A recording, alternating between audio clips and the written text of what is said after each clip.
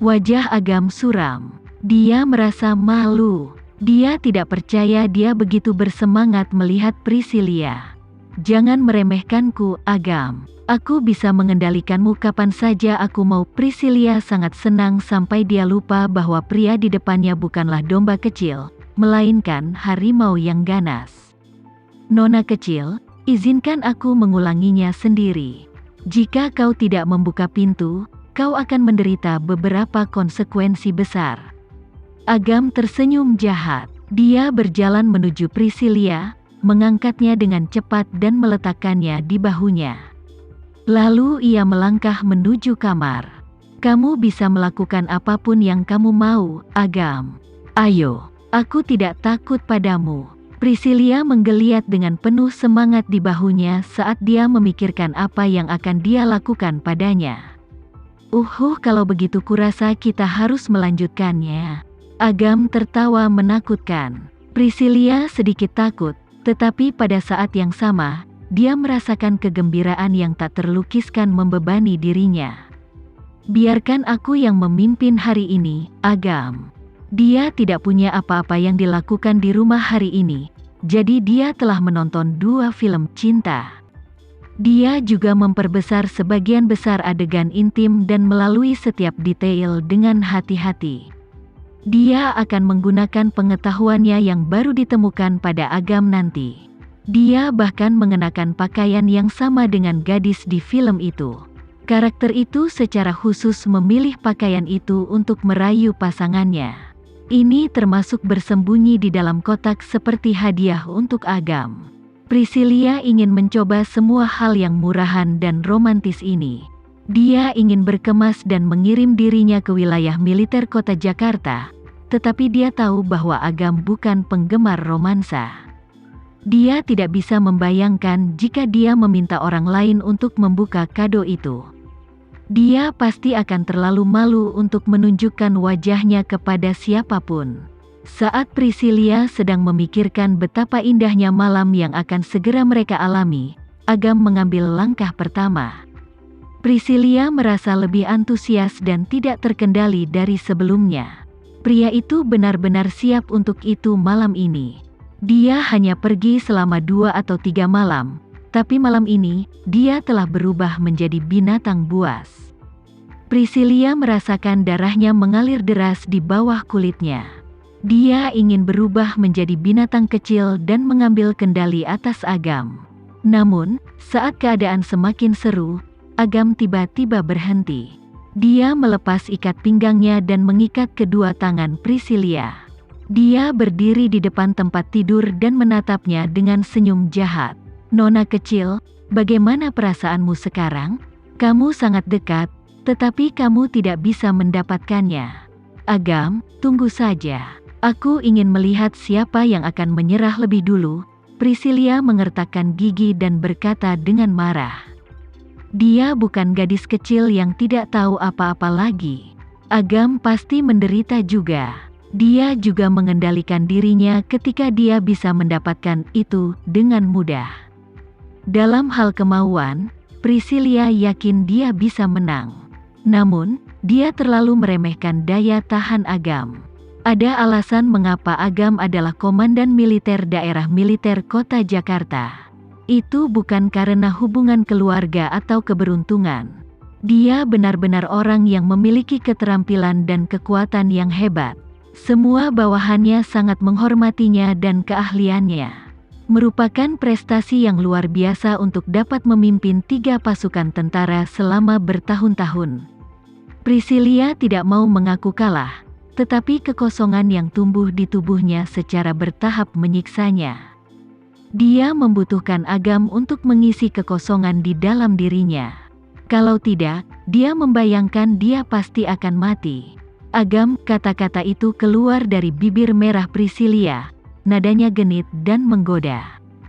Dia lembut, dan dia menambahkan sedikit akting, yang membuatnya tampak sangat menarik bagi Agam. Dia berkata, apakah kamu tahu kesalahanmu?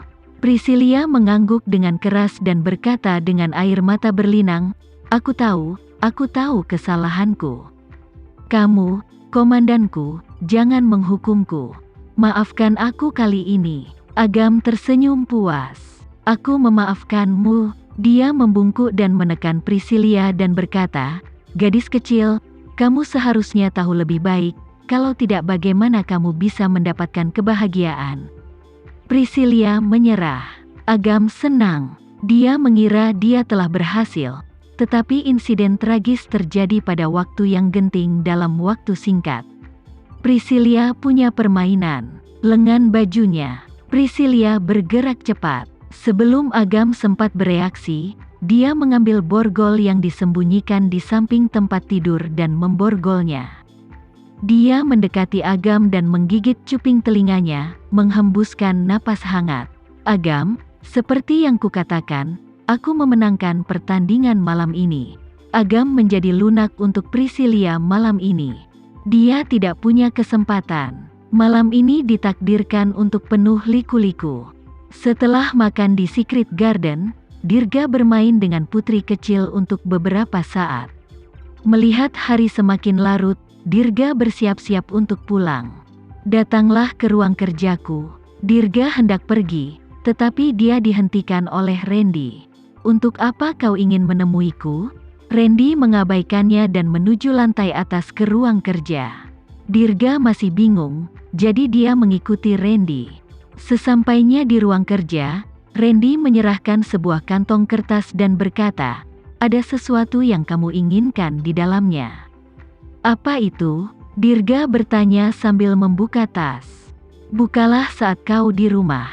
Randy menyipitkan mata padanya dan berkata, apapun yang kamu tidak ingin aku tahu, pura-pura saja aku tidak mengetahuinya. Jika kamu tidak berbicara, aku tidak akan berbicara.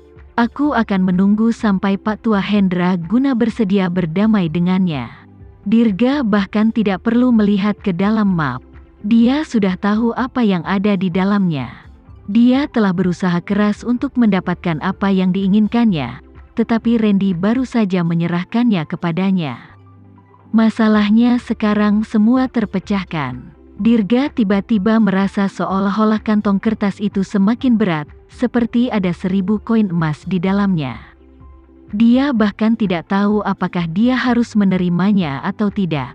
Apakah Randy hanya membantunya, atau apakah dia memiliki motif tersembunyi? Dirga menatap Randy, mencoba membaca pikirannya. Kali ini, dia gagal lagi. Setelah berpikir lama, dia berkata, tidak masalah apa, aku masih harus berterima kasih. Randy berkata, karena dia ayah putri.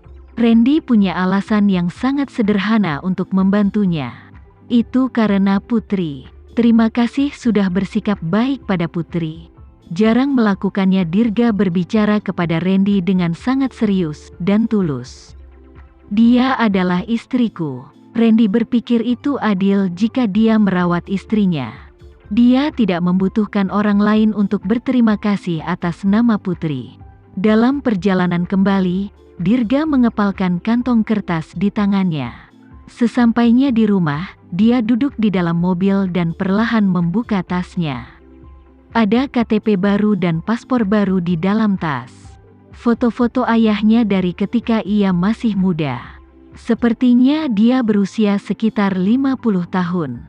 Selain itu, ada beberapa dokumen resmi di dalam kantong kertas. Dokumen-dokumen tersebut dikeluarkan oleh rumah sakit, membuktikan bahwa wajah Hendra Guna telah terbakar, hingga tidak dapat dikenali lagi. Ada juga beberapa dokumen lain yang dikeluarkan oleh pemerintah yang dapat berguna saat melewati pemeriksaan imigrasi. Dirga tidak mengharapkan detail seperti itu dalam dokumen-dokumen ini. Dia pikir paspor sudah cukup untuk pergi kemanapun dia mau, tapi dia meremehkan keadaan khusus ayahnya. Sekarang dia mendapat bantuan Randy, dia bisa membawa ayahnya ke luar negeri dan tidak akan dihentikan lagi. Melihat KTP, paspor, dan dokumen, emosinya campur aduk. Dia tidak tahu apakah dia harus bernapas lega, atau lebih berhati-hati. Randy memenuhi reputasinya sebagai kepala Sandiga Group. Dia sudah mengetahui fakta bahwa wajah ayah Dirga sudah lama rusak dan siap untuk menyelesaikan situasi tersebut. 2 hari lalu, Randy mungkin memastikan bahwa ayah Dirga masih hidup. Alasan mengapa dia datang mencarinya hanya untuk mendapatkan konfirmasi akhir dengan melihat reaksi Dirga. Namun, Dirga tidak terlalu memikirkan hal itu. Tidak peduli apa, untuk saat ini, yang terpenting adalah membawa ayahnya ke luar negeri untuk operasi. Selama operasi berhasil, saat mereka kembali ke Jakarta, ayah mereka akan bisa bersatu kembali dengan Putri. Seluruh keluarga akan bersama lagi. Dirga meletakkan tas itu dan keluar dari mobilnya. Dia mengunci mobilnya dan berjalan menuju tempatnya.